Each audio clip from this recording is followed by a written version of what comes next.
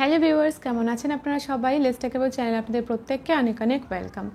আপনাদের মধ্যে থেকে অনেকেই জানিয়ে থাকেন যে দিদি বাচ্চার ওজন বাড়ছে না, বাচ্চার বৃদ্ধি ঠিক মতন হচ্ছে না। তো এক্ষেত্রে আমরা কি করতে পারি? আজকের ভিডিওতে আমি এমন বেশ কিছু ইনফরমেশন আপনাদের সাথে শেয়ার করব যেগুলো বাচ্চাদের ওজন বৃদ্ধির ক্ষেত্রে বাধা হয়ে দাঁড়ায়। তো চলুন উইদাউট এনি ফার্দার ডিলে আজকের ভিডিওটা স্টার্ট করি।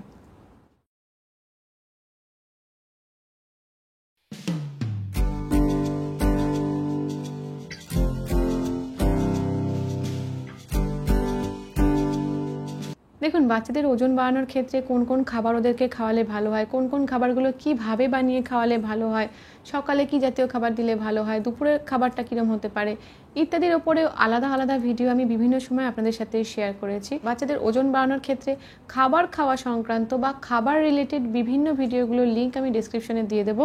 আপনাদের যদি কোনো রকম কোনো কনফিউশন থাকে মনে যে এটা বাচ্চাকে খাওয়াচ্ছে এটা ঠিক হচ্ছে কি না বা কোন কোন খাবারগুলো খাওয়ালে ভালো হয়, তাহলে আপনারা কিন্তু ডিসক্রিপশনে গিয়ে ওই ভিডিওগুলো দেখে নিতে পারবেন। আজকের ভিডিওটা স্পেশালি বাচ্চাদের ওজন বাড়ানোর ক্ষেত্রে খাবার বা খাবার খাওয়ানো ছাড়া অন্যান্য যে সমস্ত ফ্যাক্টরগুলো দায়ী হয়ে থাকে সেই সমস্ত ফ্যাক্টরগুলো নিয়ে, যেগুলো অবশ্যই কিন্তু আমাদের নজরে রাখা উচিত। কারণ এই সমস্ত ব্যাপারগুলো যদি একটু ওলটপালট হয় সেক্ষেত্রে কিন্তু খাবার দাবার ভালো ভালো খাবার দাবার খাইয়েও বা ঠিক মতন খাবার দাবার খাইয়েও আমাদের বাচ্চাদের ওজনকে আমরা ঠিক মতন বাড়াতে পারবো না।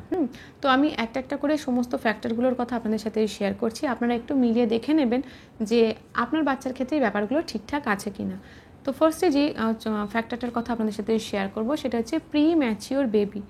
যদি আপনার বাচ্চা প্রি ম্যাচিওর বেবি হয়, অর্থাৎ ফুল টার্ম বেবি না হয়, অর্থাৎ যত সপ্তাহে ডেলিভারি হওয়ার কথা ছিল তার আগেই বাচ্চার জন্মে গেছে, তো সেক্ষেত্রে কিন্তু সেই বাচ্চাটির ওজন জন্ম থেকেই কম থাকে এবং পরবর্তীকালে গিয়ে তার বৃদ্ধি বা ওজন বৃদ্ধির হারটাও কিন্তু কম থাকে।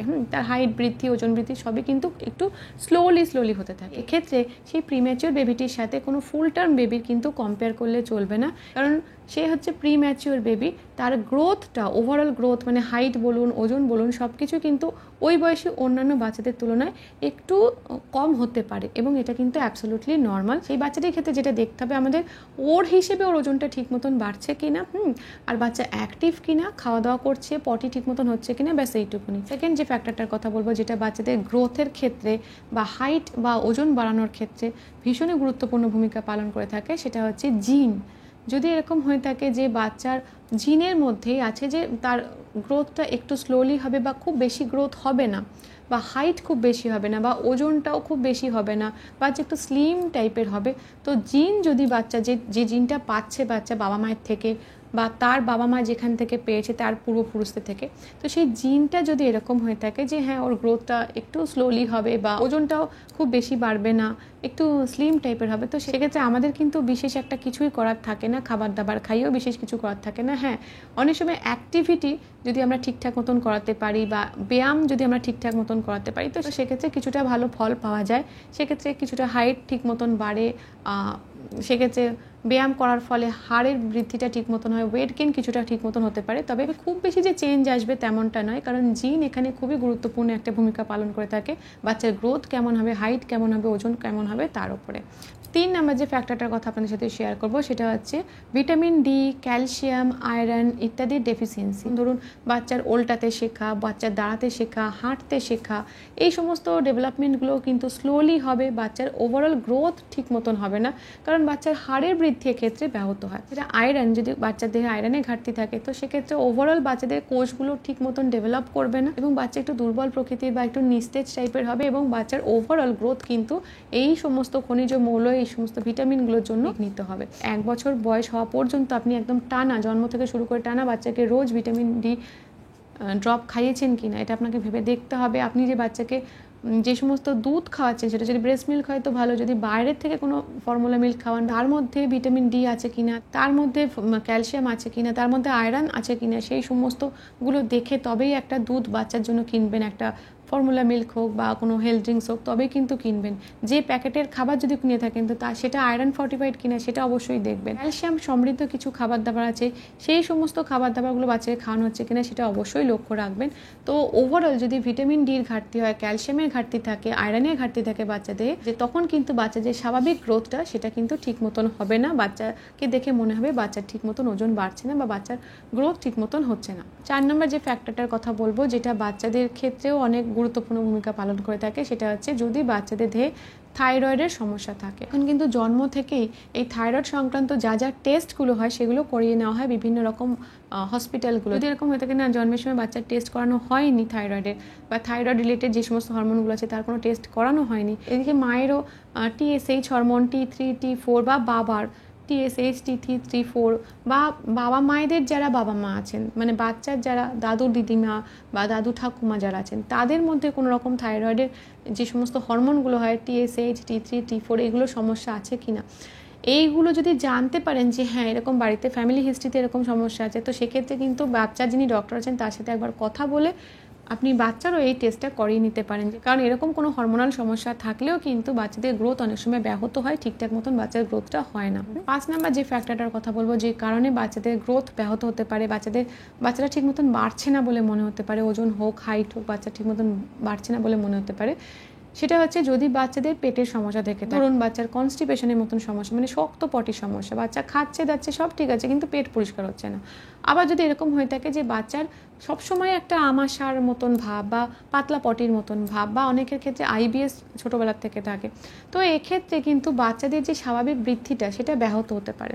তো এক্ষেত্রেও আমরা কিন্তু কনস্টিপেশন যদি বাচ্চার থাকে কোন কোন খাবারগুলো খাওয়াতে পারি, যেমন সবজি, কিছু ফল, বেল হোক, পেয়ারা হোক, সবেদা বা পাকা পেঁপে, এই ওটস, এই টাইপের খাবার দাবার বাচ্চার খাবারের মধ্যে ইনক্লুড করে, শাক জাতীয় খাবার ইনক্লুড করে দেখতে হবে যে বাচ্চার কনস্টিপেশনের সমস্যা কমেছে কিনা।